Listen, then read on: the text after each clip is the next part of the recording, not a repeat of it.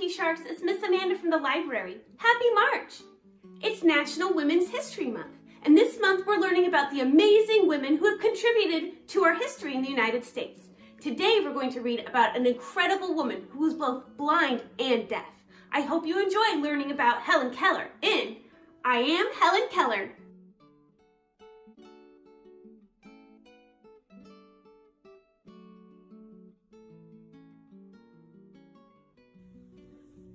I Am Helen Keller. Written by Brad Meltzer. Illustrations by Christopher Eliopoulos. I am Helen Keller.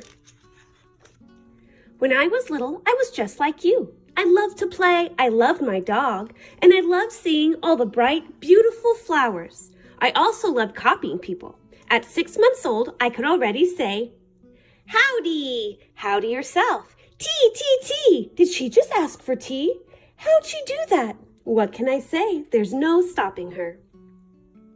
On the day I turned 1, I started walking. Oh, and there was another world I always loved. Wah-wah, here's your water. Just like any other kid, right? But there's one thing that made me different. When I was 19 months old, I got very sick. The doctor said I wouldn't live. I did live, but the sickness made me blind and deaf. This is how I see the world. Close your eyes and block your ears. I couldn't see anything or hear anything. That's right, nothing. I know it seems scary. It was scary for me too. Back then, people didn't know how to deal with someone who was deaf and blind.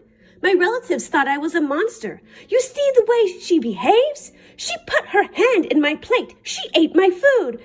She threw the silverware too. She's so poorly behaved. She shouldn't be here. Wah! Wah! Wah! She's trying to find her water. They were right. I wasn't well behaved. I was extremely frustrated. In my dark world, I couldn't tell if anyone noticed me or cared about me. I couldn't see or hear what I was doing. But by the time I was 5, I'd figured out small ways to communicate. To say yes, I nodded my head. For no, I shook it from side to side. To say father, I motioned to put on his glasses. For mother, I rested my hand on my face. For my baby sister, I did this. And when I'd shiver like I was cold, it really meant, shiver, shiver, shiver. Helen wants ice cream. But even with those signs, I couldn't get my dog Belle to play with me.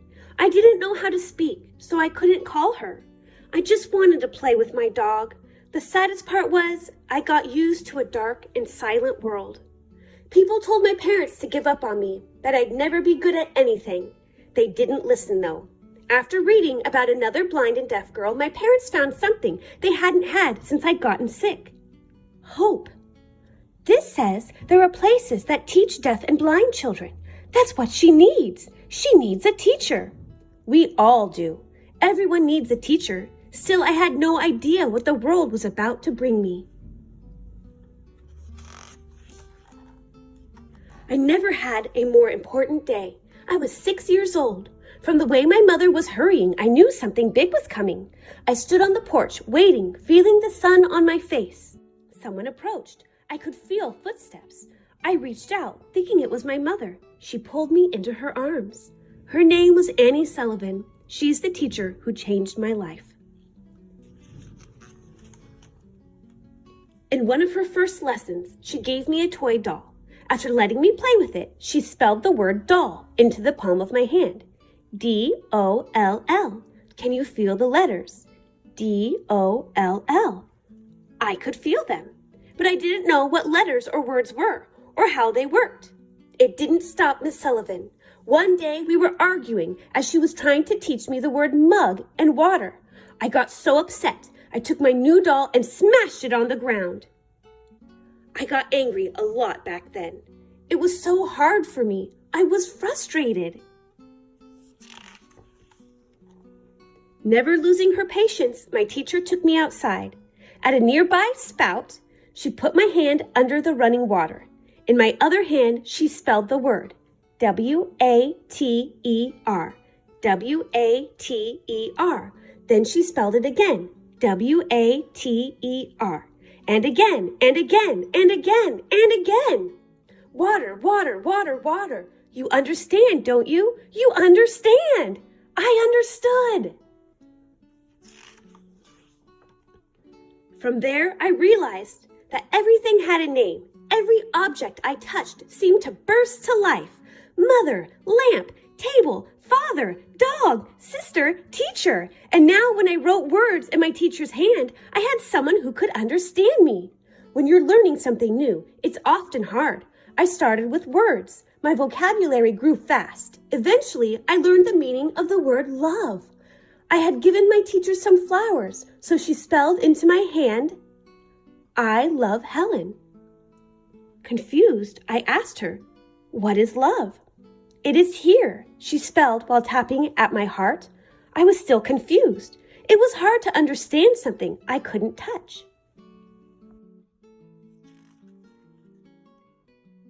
It made no sense. Why couldn't my teacher show me love?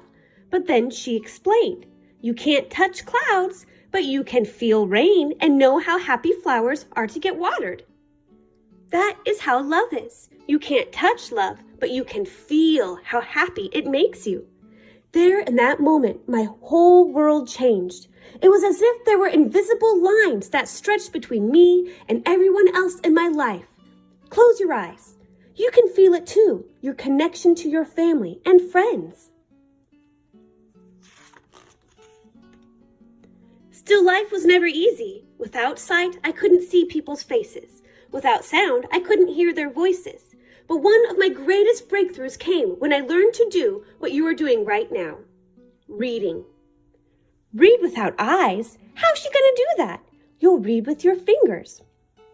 On this cardboard, you'll feel raised dots. The dots make letters, and letters make words. This is the word for doll. To practice, I'd match each word with its object and make sentences. This was my favorite game. We played it for hours. See if you can find the sentence. Girl is in wardrobe.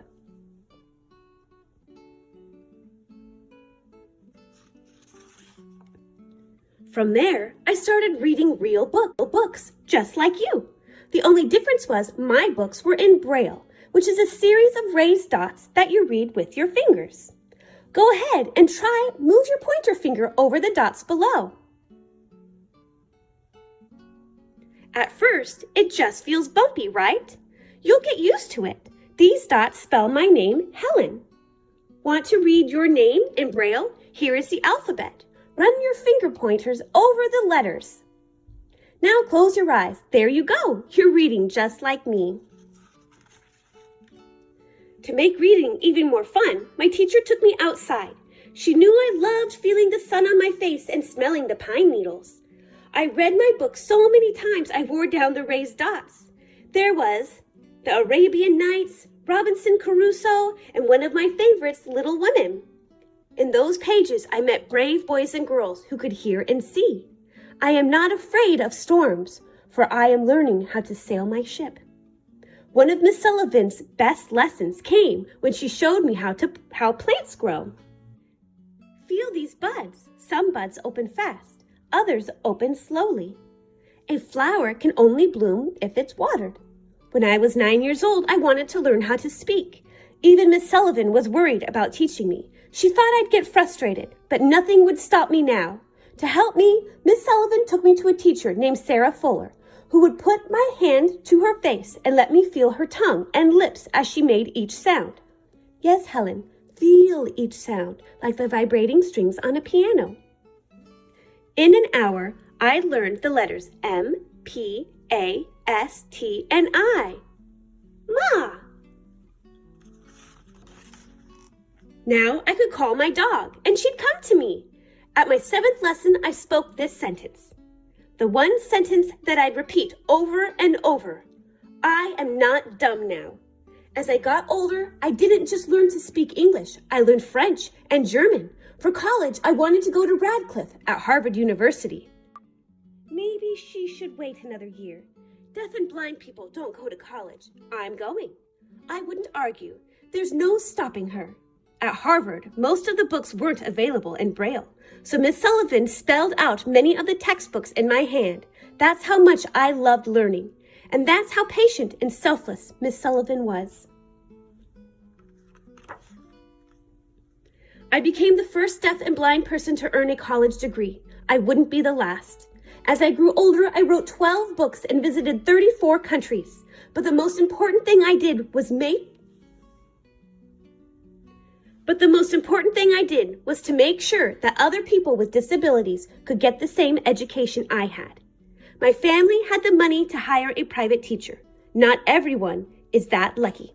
We need to give every person an equal chance. There she is. She sounds so strong. Today, thousands of deaf and blind students enroll in universities thanks to the work Helen did. Riding a horse? How did she do that? That was only the beginning. I didn't just help the deaf and blind. I started fighting for social change, to help women vote, to help the poor survive, and to help people who needed it most. She was one of the earliest supporters of the ACLU to fight for free speech. She was also one of the first supporters of the NAACP to help Black people get equal rights as well. She met every president from Grover Cleveland to Lyndon Johnson. But let's be honest, they met her. Today, the American Foundation for the Blind and Helen Keller International continue to help the blind and hungry.